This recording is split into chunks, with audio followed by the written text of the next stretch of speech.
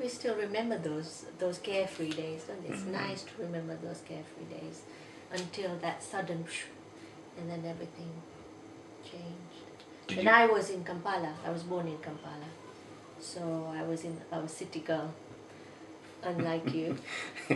So I went to nursery school, primary school, and secondary school in Kampala.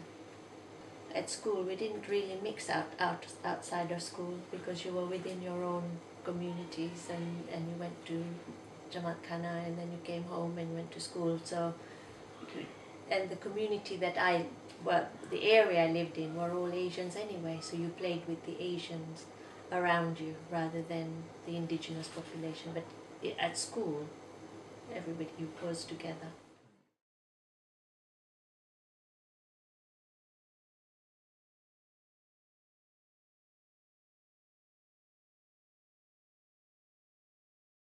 I think my dad at the time when he got home and he said this is going to be serious, and because we were 9 girls and 2 boys, he was really worried.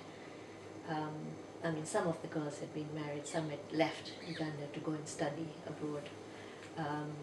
But he was worried about the girls that were still at home, so he took it seriously, and he made us think about it, saying, it is going to be serious, be careful, just don't open doors. Before, we used to just leave the doors open and had to lock the doors and be careful who you spoke with and didn't get into arguments or anything.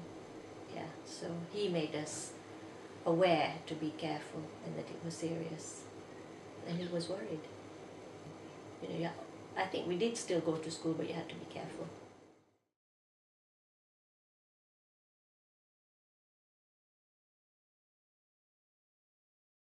Well, yeah, I do remember, because you had to you had to be searched before you left Uganda, and it was quite scary actually, even though I was with my parents, both my mum and dad and myself and my sister came here. Quite scary. I remember the plane journey over and being cold on the plane. It was really cold because I only had a cardigan. You didn't have coats, so it was cold. And landing, I remember how cold it was, and you had to come down walk down the stairs onto the tarmac. And as you got into the building, they were handing out coats.